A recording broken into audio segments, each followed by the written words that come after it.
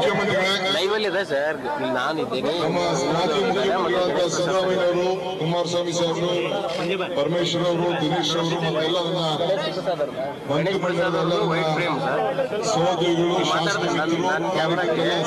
Logo ಹಾಕ್ಬಿಟ್ಟು ಸುಮ್ಮನೆ logo ಹಿಡ್ಕೊಂಡು ನಿಂತೆ ನಾನು ಕ್ಯಾಮ್ರಾ. ನಾನು ಆಡಿಯೋಕ್ಕೆ ಅನೇಕ ವಿಚಾರಗಳನ್ನ ರಾಜ್ಯದ ಜನತೆ, ವಿನೋದ್ MLA ಅವರು, ರಾಷ್ಟ್ರದ ಜನತೆ, ಗಣೇಶ್ ಪ್ರಸಾದ್ ಅವರು ಇರಬಹುದು. I want to share a lot of issues before the state and the central media house. ನನಗೆ ಗೊತ್ತಿರೋದು ಇವ್ರು But since I've been fighting the issue in the court, I don't want to hamper the investigations which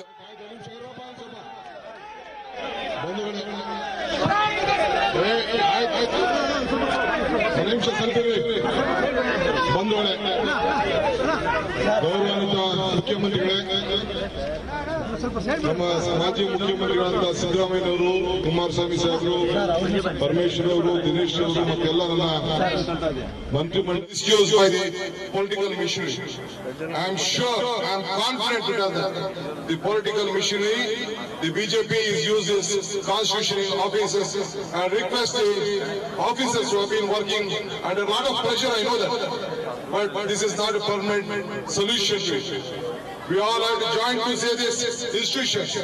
Today, people will come, leaders will come, political parties will come, but institution has to say. But time is coming out.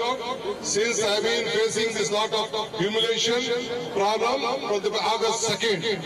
This is the second time in the history of Indian politics, in the Indian history of this income tax.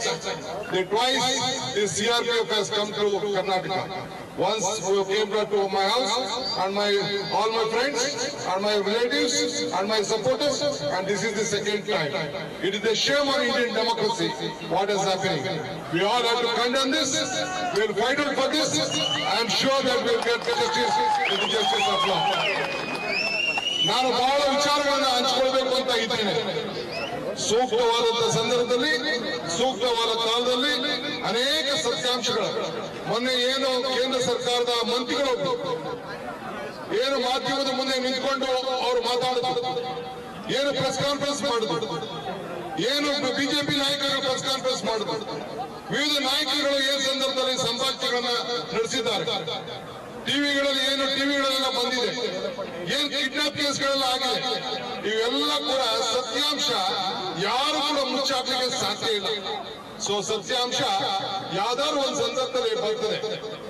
ಯಾರು ಲೀಡರ್ಗಳೆಲ್ಲ ಹೆಸರುಗಳನ್ನ ಏನ್ ಈಚೆ ಬಂದಿದೆಯಲ್ಲ, ಯಾರು ಕೂಡ ಸುಳ್ಳನ್ನ ಮುಚ್ಚಲಿಕ್ಕೆ ಸಾಧ್ಯ ಇಲ್ಲ. ಇದೆಲ್ಲ open secret ಇದೆ, ಎಲ್ಲ ಚರ್ಚೆಗೆ ಬಂದಿದೆ. ಶಾಸಕರ ಖರೀದಿ ಇರ್ಬೋದು, ಆಪರೇಷನ್ ಲೋಟಸ್ ಇರ್ಬೋದು, ಎಲ್ಲ ವಿಚಾರಗಳು ಕೂಡ ಈ ರಾಜ್ಯದಲ್ಲಿ ನಡೆದಂತ ವಿಚಾರ. ಸೊ ಆದ್ರಿಂದ ಇದಕ್ಕೆ ಯಾವ್ದಾದ್ರು ಒಂದು ಸಂದರ್ಭದಲ್ಲಿ ಅನೇಕ ಜನ ಹತ್ರ ಬರ್ತಾ ಇದೆ, ವಿಚಾರಗಳನ್ನ ಜನರ ಮುಂದೆ ಇಡುವಂತ ಸಂದರ್ಭ ಬರ್ತದೆ. ನ್ಯಾಯಾಲಯದಲ್ಲಿ ಪ್ರಕರಣಗಳು ಇರೋದ್ರಿಂದ ನ್ಯಾಯಾಲಯಕ್ಕೆ ಗೌರವ ಕೊಟ್ಬಿಟ್ಟು ಇವತ್ತು ತಲೆಬಾಗಿಸಿ ನನ್ನ ಮಾತನ್ನ ಈ ಸಂದರ್ಭದಲ್ಲಿ ನಿಲ್ಲಿಸಲಿಕ್ಕೆ ನಾನು ಬಯಸ್ತಾ ಇದ್ದೇನೆ.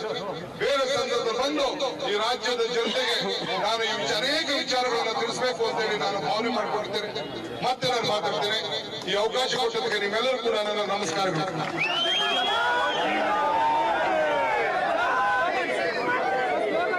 ಅದು ಇನ್ನೊಂದು ಕಿಟ್ಟು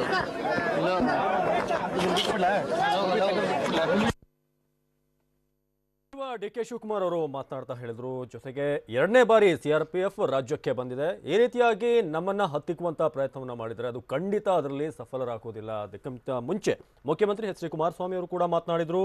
ಚುನಾವಣೆಯ ಸಮಯದಲ್ಲಿ ಯಾಕೆ ರೇಡ್ ಆಗುತ್ತೆ, ಪಕ್ಷಗಳನ್ನ ಯಾಕೆ ಟಾರ್ಗೆಟ್ ಮಾಡ್ತೀರಿ, ನಿರ್ದಿಕ್ಷಿತವಾಗಿ ಎಂಥದ್ದೇ ಪಕ್ಷಗಳನ್ನ ಟಾರ್ಗೆಟ್ ಮಾಡುವಂತ ಕೆಲಸ ಮಾಡೋದು ಸರಿಯಲ್ಲ. ಇನ್ನು ಎಸ್ಯಾಟ್ ಬಗ್ಗೆ ಕೂಡ ವ್ಯಂಗ್ಯವಾಡಿದ್ರು ಎಚ್ ಡಿ ಕುಮಾರಸ್ವಾಮಿ ಅವರು. ವೈಜ್ಞಾನಿಗಳ ಸಾಧನೆ ಅದನ್ನ ತಮ್ಮ ಸಾಧನೆ ಅನ್ನೋ ರೀತಿಯಾಗಿ ಅವರು ಬಿಂಬಿಸ್ಕೊಳ್ತಾರೆ, ತಮ್ಮ ಬಡಾಯಿಯನ್ನ ಕೊಚ್ಕೊಳ್ತಾರೆ ಅನ್ನೋ ರೀತಿಯಾಗಿ ಹೇಳಿದ್ರು.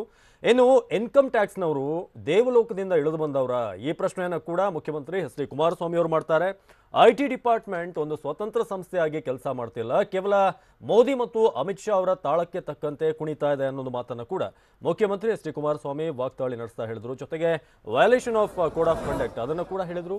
ನೀತಿ ಸಂಹಿತೆ ಏನಿದೆ ಅದರ ಉಲ್ಲಂಘನೆ ಕೂಡ ಆಗುತ್ತೆ. ಅದು JDS ಮತ್ತು ಕಾಂಗ್ರೆಸ್ನ ಈ ರೀತಿಯಾಗಿ ನೀವು ಹತ್ತಿಕ್ತೀರಿ ಅಂತ ಹೇಳಿದ್ರೆ ಇದು ಸಾಧ್ಯವಲ್ಲದ ಮಾತು. ಯಾಕಂದ್ರೆ ನಿಮ್ಮ ಎಲ್ಲ ಅಧಿಕಾರಿಗಳೇನಿದ್ದಾರೆ ಅವರುಗಳ ಕೆಲಸಗಳು ಕೂಡ ನಮಗೆ ಗೊತ್ತು ಅಂತ. ಈಗ ನೀವು ನೋಡ್ತಾ ಇದ್ರಿ IT ಕಚೇರಿಯ ಮುಂಭಾಗದಲ್ಲಿ ಜಂಟಿಯಾಗಿ ಕಾಂಗ್ರೆಸ್ ಮತ್ತು JDS ನಡೆಸಿದಂಥ ಒಂದು ಪ್ರತಿಭಟನೆ ಅದು. ಇವತ್ತೇನು ಬೆಳಗ್ಗೆಯಿಂದ IT ದಾಳಿ ನಡೀತು, ಅದನ್ನು ಉಗ್ರವಾಗಿ ಖಂಡಿಸಿ ಇದೆಲ್ಲ ಕೇವಲ ಲೋಕಸಭಾ ಚುನಾವಣೆಯ ಗಿಮಿಕ್, ಇದರಿಂದ ನಮ್ಮನ್ನು ಹೆದರಿಸಬಹುದು ಅಂತ ನೀವು ತಿಳ್ಕೊಂಡ್ರೆ ಅದು ತಪ್ಪು ಅಂತ HD ಕುಮಾರಸ್ವಾಮಿ ಅವರು ಹೇಳಿದರು. ಇನ್ನು BJಪಿಯವರು ಸತ್ಯ ಹರಿಶ್ಚಂದ್ರನ ಮಕ್ಕಳ ಅನ್ನೋ ಒಂದು ಮಾತನ್ನು ಕೂಡ ಇದೇ ಸಂದರ್ಭದಲ್ಲಿ ಹೇಳಿದರು. ಅದೇ ರೀತಿಯಾಗಿ ಕರ್ನಾಟಕದಲ್ಲಿ 28 ಸ್ಥಾನಗಳಿದ್ದಾವೆ, ಅದರಲ್ಲಿ ಕಾಂಗ್ರೆಸ್ ಮತ್ತು JDS ಮ್ಯಾಕ್ಸಿಮಮ್ ಆಗಿ ಗೆಲ್ಲುತ್ತೆ.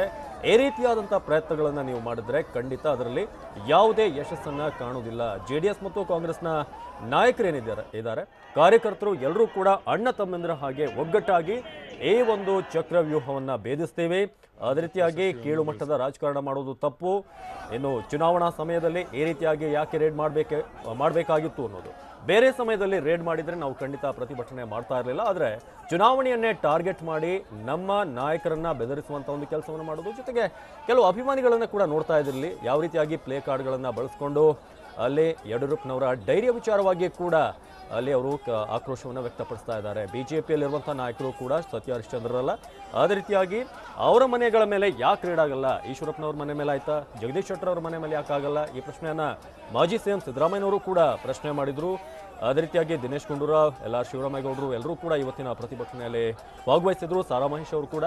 ಹಾಗಾಗಿ ಇದು ಕೇವಲ JDS ಅಂಡ್ ಕಾಂಗ್ರೆಸ್ ಟಾರ್ಗೆಟೆಡ್ ಆಗಿರೋದು ಯಾಕೆ? ಇವತ್ತಿನ ರೇಡ್ನಲ್ಲಿ BJಪಿ ನಾಯಕರ ಮನೆ ಮೇಲೂ ಕೂಡ ಏನಾದರೂ ದಾಳಿ ಆಗಿದ್ರೆ ಅದರಲ್ಲಿ ಒಂದು ಲಾಜಿಕ್ ಇರ್ತಾ ಇತ್ತು. ಆದರೆ ಕೇವಲ JDSನ ಆಪ್ತರನ್ನ ಯಾಕೆ ಟಾರ್ಗೆಟ್ ಮಾಡಲಾಯಿತು ಅನ್ನೋದು